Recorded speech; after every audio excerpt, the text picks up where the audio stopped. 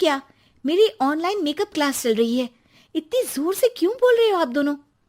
अरे मेरी धर्म पत्नी जी, मेकअप क्लास बाद में करना। वो चौराहे वाली दुकान मिल गई है हमको।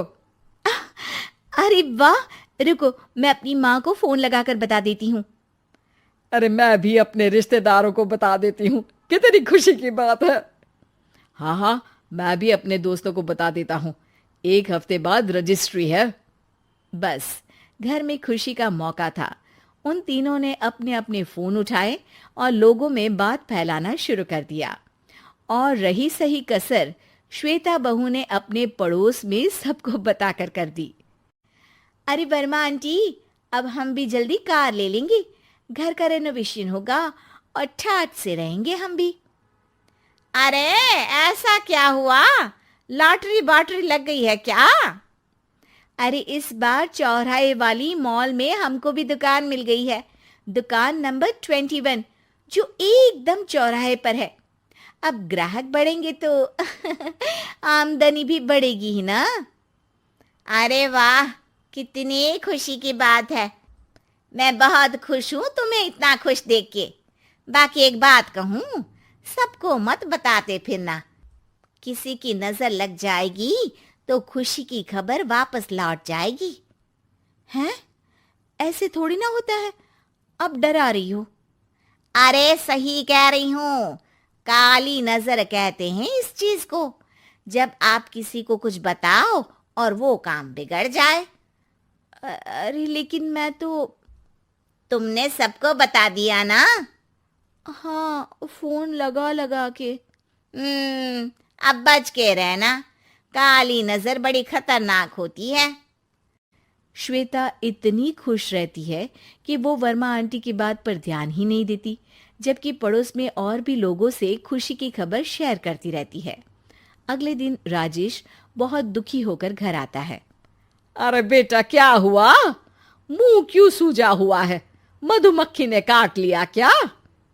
माँ, वो दुकान किसी और के पास चली गई। किसी ने ज्यादा भाव लगा दिया।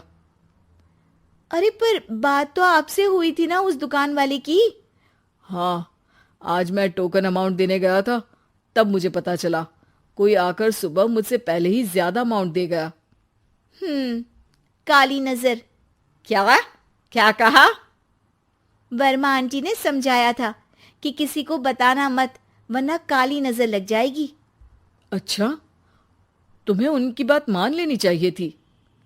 उनकी बात मान लेती, लेकिन उसके पहले ही सबको बता चुके थे ना हम तीनों।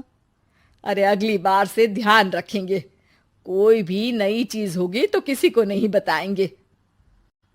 तीनों कुछ दिन ऐसे ही रहते हैं, पर एक दिन श्वेता को एक मेल आता है। राजेश, मेरा ऑनलाइन मेकअप कोर्स कंप्लीट हो गया। अब मैं खुद का पार्लर खोल सकती हूँ। अरे वाह, अपने मोहल्ले में ही खोलते हैं। ये जो घर के सामने दुकान है ना, वहीं।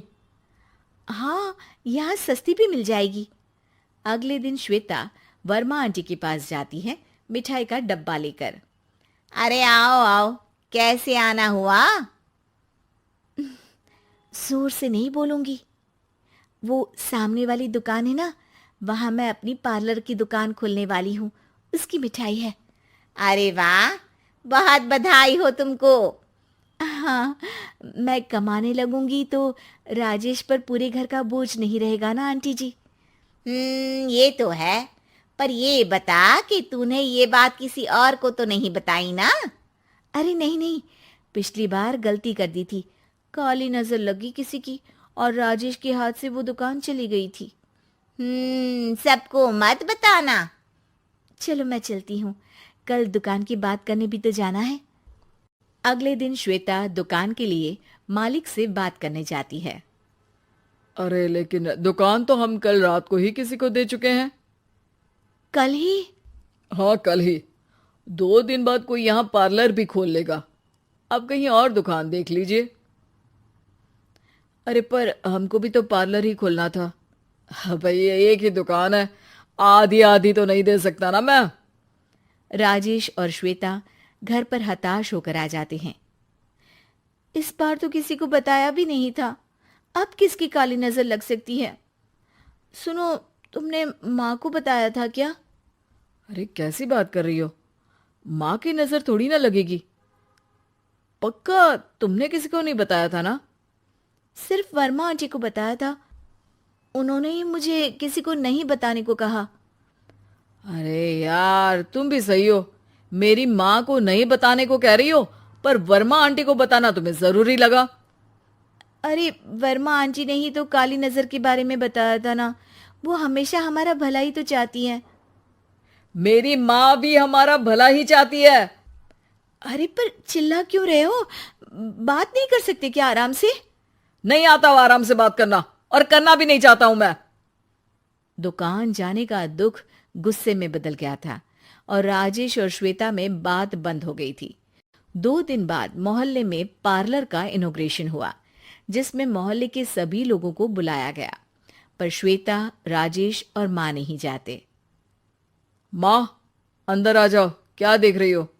अरे नया पार्लर देख रही हूं अपने आंगन से। देखो, माँ को दूसरे का सुख देखने में कितना मजा आ रहा है।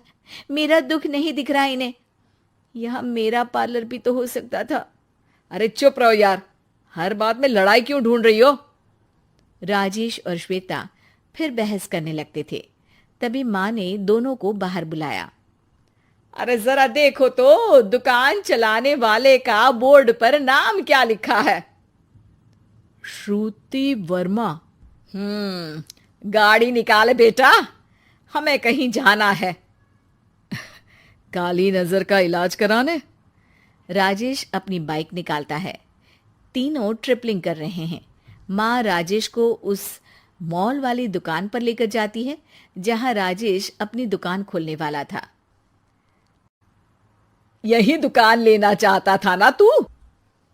हाँ, पर इनको भी दुखी करने लेकर आई हो क्या यहाँ पर दुकान दिखाकर? वहां काफी नहीं था?